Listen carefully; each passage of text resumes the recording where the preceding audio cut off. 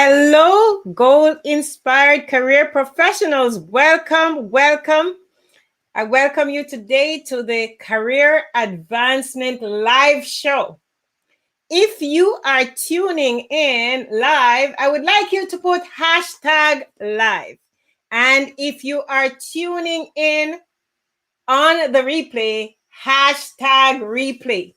So I would just like you to put that there. And I'm just going to, as I want to tell you that I am running solo today, as usual. I'm clicking all the buttons here and here, and I see Dion. Welcome, Dion. Thank you for tuning in. And Renee is tuning in live. So wonderful. Good evening to you. And Shalisha Samuels is here live. Shalisha, how are you? I am so happy to see you here today because we have a very exciting topic to talk about today. How to negotiate your best salary offer. Very, very important. And I see Kimberly is here today. So I just want to say hello, Kimberly. And if you could also put in a hashtag, let our viewers know where you're tuning in from. This is Yvonne Robinson, and I'm coming live out of Ottawa. I'm so excited. Michael is here. Hello, Michael. Wonderful. So nice to see you all here today. And this is a great topic, guys. I know Michael is out of Ottawa, and I know Renee and Dion are out of Ottawa, but Kimberly, I think she's out of Miami. I'm not so sure, but I know I'm going to have a robust show today because a lot of people told me that they were going to be here today. So what I want to talk about today is how to negotiate your best salary offer. And as I said, I'm going to do a little bit of clicking here. And I think many people here already know me. But if you do not know about my story, I think there's a lot of information there on my LinkedIn profile. Okay, so I just want you to know that you can go to my LinkedIn profile to get the rest of information. But you might want to know what I do because sometimes we coaches, we change it up all the time, right? And based on how our audience is. So I just want to let you know that I help ambitious career professionals get hired. First of all, what do? I help them get hired, and I help them to elevate their income by mastering and communicating their message with confidence. It is very important, guys, because I have moved, as I said, from the help desk to the executive desk. So if anybody is going to help you to advance in your career, I think I have about 15 years of experience, or more than that, lots of years of experience advancing. And I also have a lot of experience working with IT professionals, right? Information technology, all kinds, okay? And I have a 4-step unique signature process where I help you to clarify. Okay, so if you need some clarity in your career, you don't know where you're going, you don't know which road to take, you don't know how to get from point A to point B, I help you to do that. And I help you to create. I help you to create your best career, to design and create your best career framework based on the clarity. And I help take you through a professional brand revolution so that you can communicate and elevate and get that best salary offer. Okay, so that is very important, guys. Just wanted to let you know that. Okay, and I'm going to probably on my screen, I'm going to highlight my screen a little bit so that you can see what we are going to talk about. So at the end of this live show, and I call it a master class because most of my live shows now are master classes. I will bring in some guests later on, but there are a few things that I need to clarify with my community first. There are certain topics that we haven't gone through that I have some expertise in that I want to walk them through. Okay, and then we will later on we'll bring in some other people to give their own perspective on it. So this masterclass, at the end of this show, you will know that to negotiate is a display of confidence and not a display of weakness. So by the end of the show, you will know that. Because when you do not negotiate, people probably think you're weak. And that is why they say, 30% of women do not negotiate, yet 45% of men are negotiating. So we are allowing the men to move a step ahead of us, right? We are going to also learn how you will be more confident to know that you can go to any interview and negotiate your best offer. That is so very important, right? Because when you go to an interview, and I've been to job interviews before, when you leave, you're going to have cognitive dissonance, what we call cognitive dissonance. If you do not negotiate your best offer, it means that you're leaving with buyer's remorse. You're feeling bad. You get the job, but you feel bad. You will feel better when you know that you're not leaving money on the table. No buyer's remorse, guys. No buyer's remorse. So what you can do, guys, right now, you can just check out there, put some hashtag in the comments below. Hashtag no buyer's remorse. You're not going to have any buyer's remorse. I'm going to stop a little bit here to recognize some people in the audience. I have seen some people coming in here. There is Travis. Oh, this is the live stream, guys. So if I make any mistakes here, I'm in trouble. Coming hot from Colorado. Travis is hot from Colorado. Hello, Michael. Michael is here. Let me highlight. Michael is here. And there we go. Michael says, hello, sister. Kimberly, nice. I love it. Sure, this line is always open. See, Travis is here. Yes, Travis has to be here because this is a live stream guy. He has to show us how to live stream well. If we are not live streaming, he's gonna tell us what we are doing wrong, okay? So that is great. So now that I've stopped to say some hello to some of my folks, I'm so happy to see people, a lot of people here who are streaming in and are going to talk about, gain some confidence at the end. Another thing that I want to talk about, guys, is that even if you're not a career professional, if you're not looking for a job and if you're in business, it is very important that you know that negotiation is a big part of it, because you are going to do business and you can be leaving money on the table. Hashtag money on the table. You do not want to leave money on the table. Okay. I have been known in my profession when I was a recruiter, or when I was a technical recruiter, or when I was even in the director position. I was, they thought I was the world's best negotiator. Okay. Because I negotiate everything. Okay. The only thing I don't negotiate is food. I kind of leave the food out of it. Okay. And I see Lisa is here. Lisa, career coach from Ottawa, is here. I'm so happy to see Lisa. Thank you for coming, Lisa. So we're just going to continue to talk about this, guys. I'm going to go straight in. As I say, I'm running solo. So how salaries are determined. I'm going to talk about why you should, a little bit more about why you should negotiate, right? Negotiation is critical for your career success, right? If you do your homework and negotiate the salary you want, you will have significant benefits. And why do I say that? Because you're going to start at a higher salary than you would if you did not negotiate. Also, the next year when you're going to get a salary increase, you're going to get a percentage. So you're still at a better position. Okay? So you can see why leaving money on the table is not a good thing, right? No money on the table. Hashtag no money on the table, right? However, there are myths about salary negotiation. And today we are going to have some myth busters, right? We are going to have some myth busters today. So we're going to talk about how salaries are determined and why you should negotiate, and why they ask you about how much do you want or what salary are you looking for. They're going to ask you that. They normally ask, and they normally need an answer.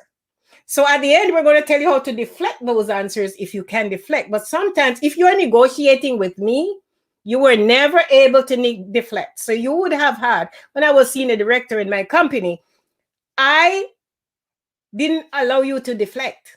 I always want an answer because it is important for me. And I'm going to tell you why it's important for me. Let me tell you about the landscape. Okay? Employers establish a range. They have a salary range. And it is very important, guys. Okay? It is very important because they work on that salary range. And they have a salary scale between X and Y for the different positions, just like government. If you go now and I'm going to give you some tools at the end, some websites where you can go to help you to figure out what your salary scales, what your particular job would be within a salary scale, say like for the Canadian federal government or for the US government and so on. Governments normally establish a range for each position. And within that range, they have mid-range opportunities for you to grow, right? So they have to do that. And also, one of the reasons why they ask is because there are people in the company who are already working in similar positions. So they have to be careful, guys, because there's a thing called parity. So when you get into that company, they can pay you if the job is like, say, 80 and they were like 65 to 85 and you go and ask for $100,000, they won't be able to pay you. Or they might have to bring you in and create a position for you. In my last job, they created 2 positions for me. When my daughter was looking for a job, they created a position for her. So it is very important, right? And that is why you have to know your worth and know how to sell yourself, because you could go for a job and they actually create a position for you. It has happened to many people that I know. So I'm going to go and just show you my next, this is kind of moving. Show you my next screen and let you know that you must negotiate. I'm not saying you should. I say you must, because you know your value and your worth better than anybody else. Because your value and your worth is a combination of your core skills and your transferable skills and all those unique skills that you brought to bear on the job that other people do not have.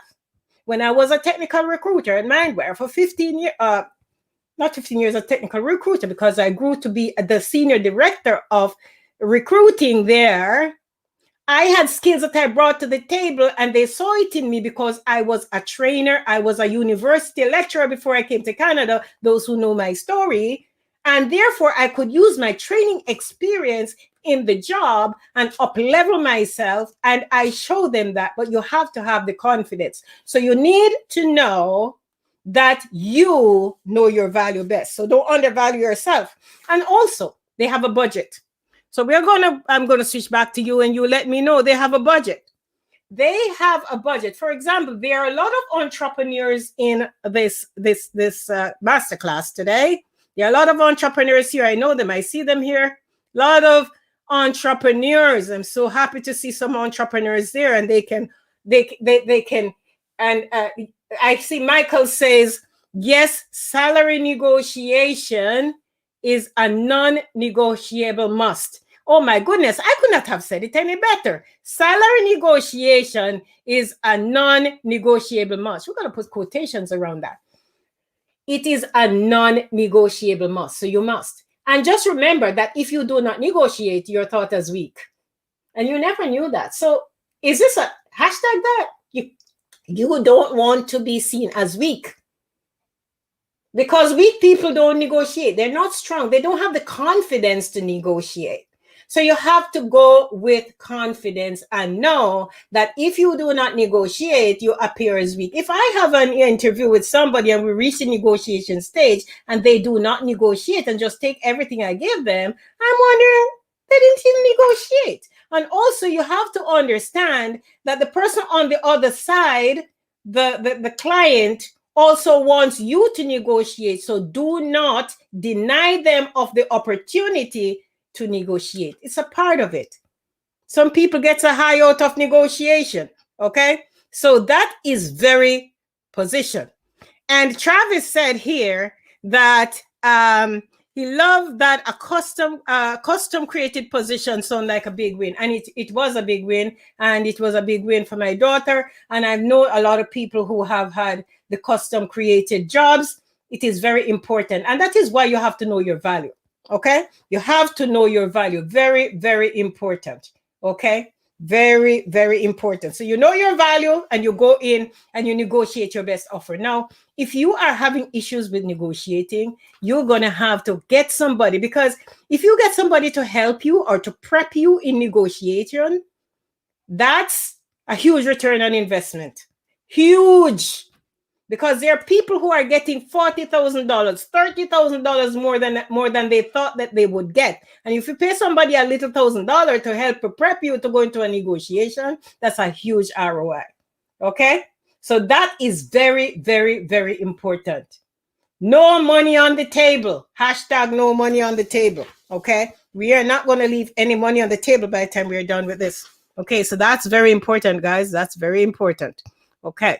So let us talk about, before we get to the myths and the limiting beliefs here, because we're going to get to the myths, because we want to find out why there are myths. There are myths and the myths become limiting beliefs. And the reason why there are myths, some people grew up thinking money is the root of all evil. Money is the root of all evil. Who said that? Nobody said that. The Bible did not say that. Brother Michael, did the Bible say money was the root of all evil? No. We said money is the root of all evil because we don't want to negotiate. Money is not the rule of the love of money, because you take it and do bad things. That's what the Bible talks about. So don't give me an excuse to say you love money. Money is the root of all evil.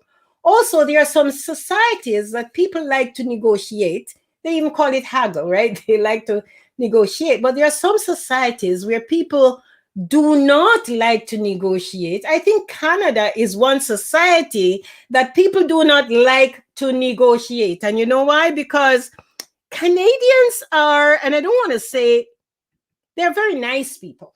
And I must say that. I can say that because I'm not Canadian originally, so I don't have any, I don't, and maybe Lisa can bring to bear. Canadians are very nice, and they don't want to come off that they are pushing or they're pushing, okay? But there is a way to negotiate so that you don't sound too pushy, okay?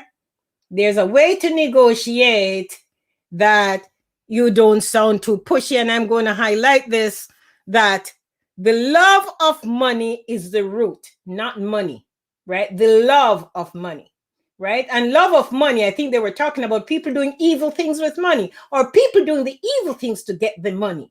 When we have our money, we want it for our families. And I mean, everybody loves money to an extent, but not to do evil. Okay. I used to tell my colleagues at work, if you don't love the money, at the end of the month, give me your pay. Okay. At the end of the money, at the end of the month, give me your pay. Because if you don't love money, give it to me. I will find use for it. I will even give it away to some people who needs it.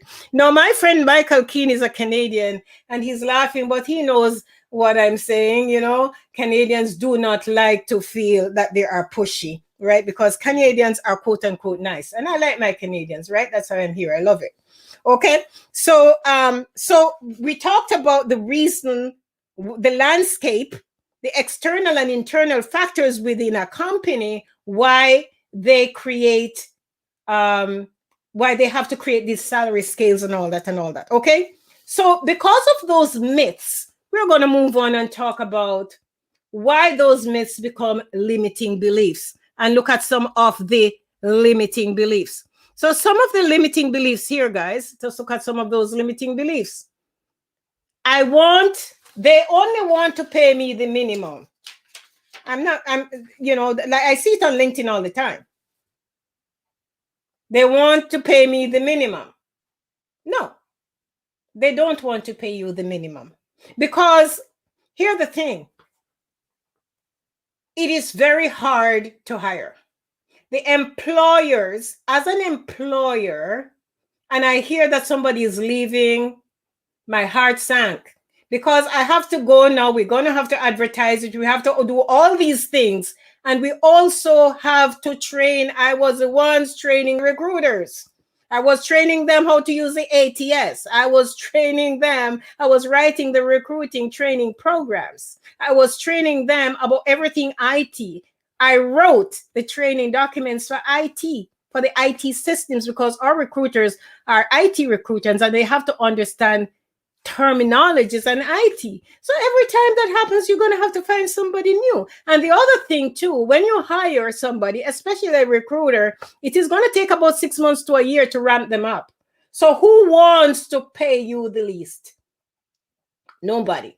So that is a limiting belief. We don't want to be on LinkedIn and people saying that they want to pay them the least, right? Oh, this is my first job and I lack the experience and I cannot bargain. And that is what the new people say. And Lisa can probably say that too. She, like the newcomers, the ones that are leaving university.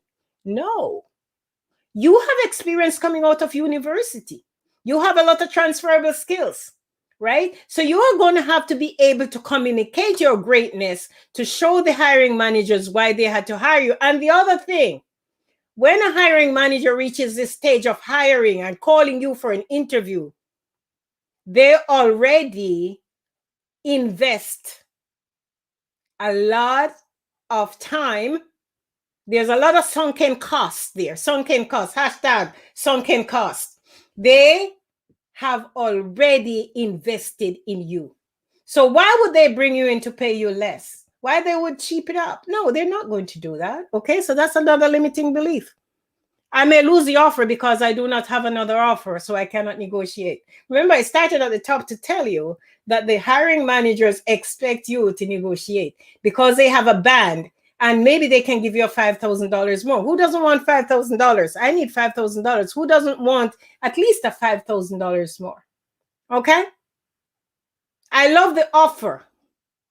I was expecting less, but I will take it. No, once you get a figure, negotiate. Okay. Okay. All right. Your parents don't want it. Do you have any kids? Do you have any kids going to school who would do with another $5,000 or $10,000? Do you have any kids that you could put it into a what it is called in Canada for the kids for their education? What about those people, all my friends here in the United States? Medical benefits, you have to have a lot of insurance. Do you need that money? Okay. Right? I am a woman.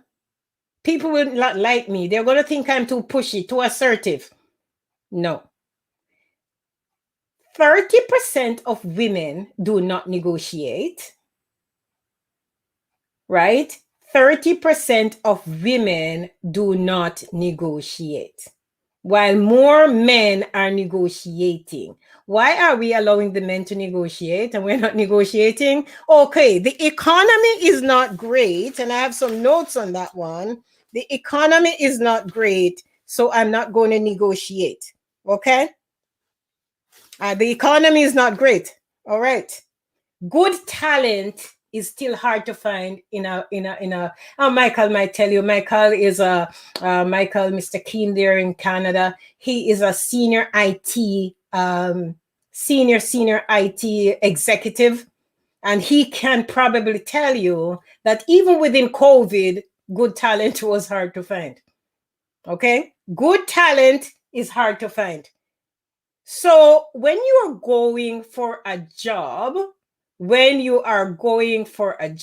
guys, know your worth, know your value. I'm going to just stop a little bit because I just want to see what my friends over there are saying. As I tell you, I'm clicking here and I'm clicking there, and I want to see what my friends are saying over there, okay?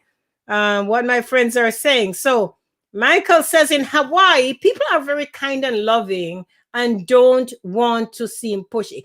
You know what? I think Hawaii is like is Canada. Hawaii is like Canada. They're not pushy at all. They don't like to feel pushy, you know. They don't like, limiting beliefs are real. So the education system, if you have extra money, guys, ensure that you don't want to negotiate it and put it into an account, $20,000 for your kids' registered education plan. Okay. And my friend Robert Berry just helped me up a while ago that good talent is hard to find. Good talent is hard to find, especially if they're in some field, right? So remember, guys, this is very, very important. Very important. Good talent is very hard to find. And hello, Brother Robert. Thank you for being here. Okay. So good talent is hard to find. And we're going to go back and talk about some more things, right? Remember, I'm going to show you the screen again. You must negotiate because you know your value and you know your worth best. The new hiring manager doesn't know it. Other people don't know it. You know it best. You know what problems you are going to solve for them. So, in order to assure that in the interview you show them your value and show them how you can solve their problems. Because as I told you before in another webinar or in another masterclass, nobody's hiring you because they just like you. And I told people on LinkedIn that nobody's hiring you because they like you.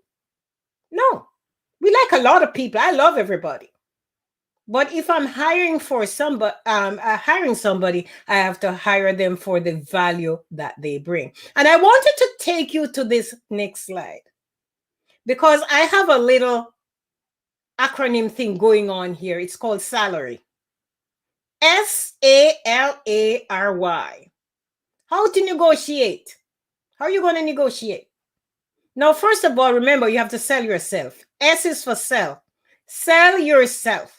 And I remember saying in another masterclass, people are going to say, oh, you mean I have to sell myself? They called you because they have a need. Hold your ground. Be assertive. Sell yourself. Sell your skills. You know what you can do for them. Show them what you can do for them. Show them the return on investment. Everybody has a price. Everybody has an ROI. Everybody has a price. You could hashtag that one. Everybody has a price. And that is why you have to work with somebody so that they can show you how to price yourself, right? And you're going to price yourself. And we're going to talk about how you're going to do that. The next thing you're going salary. The A in salary is avoid. Avoid giving them a number. But you must still know your number. But avoid giving them a number. I know it is difficult. You have to deflect. And we're going to tell you at the end of the close to the end, I'm going to give you two nice little statements of what you can use to deflect, right? So however you can deflect, try it, because you are going into a salary negotiation and you're going to practice before you go in there. You're not just going to go to a salary negotiation and say, oh, they called me in because they're going to talk money. No, you're going to do a search. You're going to do your research. You do not know their budget and you do not know their salary band.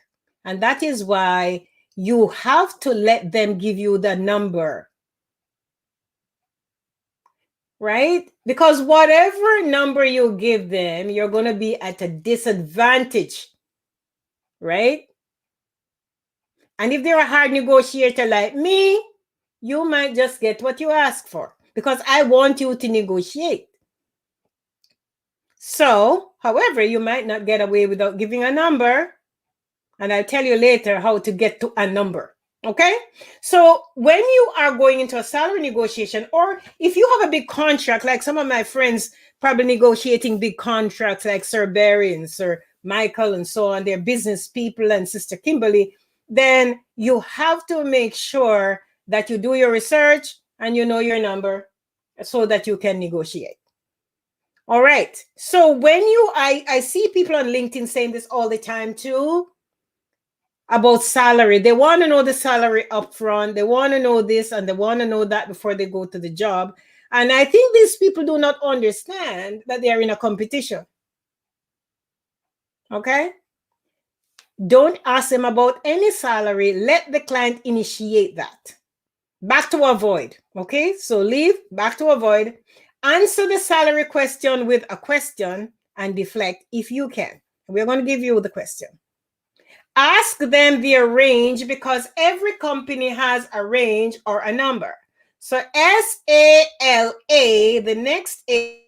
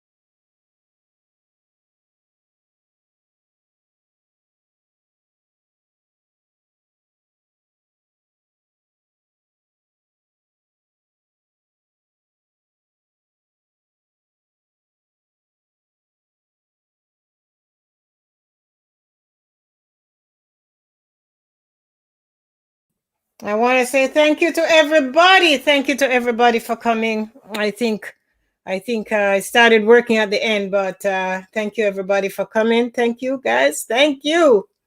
Thank you guys. Thank you for coming. Oh boy, thank you for coming, guys.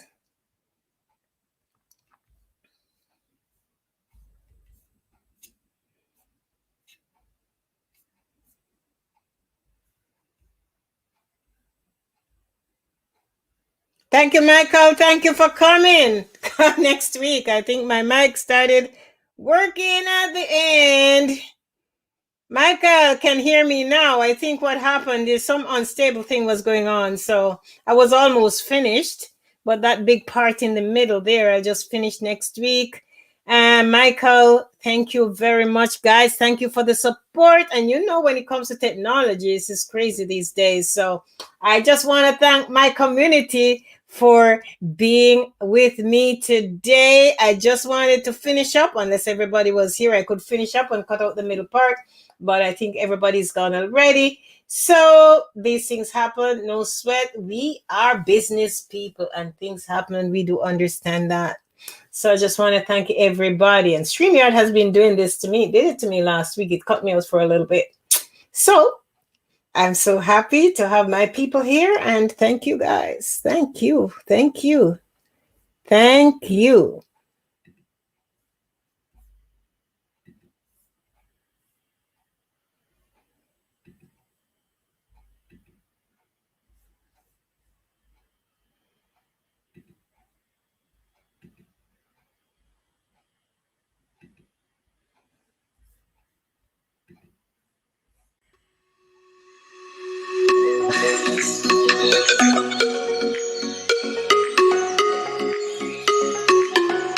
Oh, Dion is here. Okay, Dion is here. Dion is still here. Michael is still here. Renee is still here. Do you want me to finish up now, or do I had 2 slides to go? Maybe the other people, do you want to finish up now? But we can catch up next week, right? So Dion, thank you very much for coming. And thank you very much, Renee and Michael. Thank you for coming, guys. Kimberly and everybody else who are here. I think, so I'm going to have to figure out what's going on StreamYard. I'm going to put some music on to take us out. Thank you very much, guys.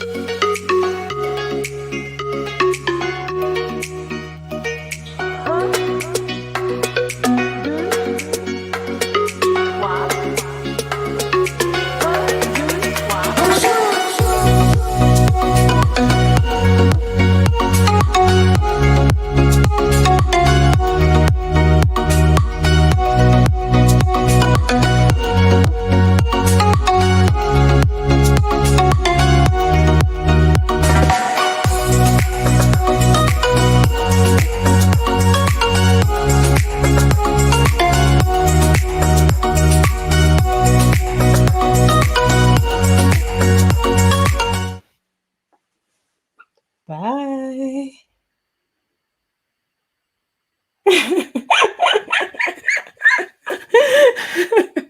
She's so funny. Bye, guys.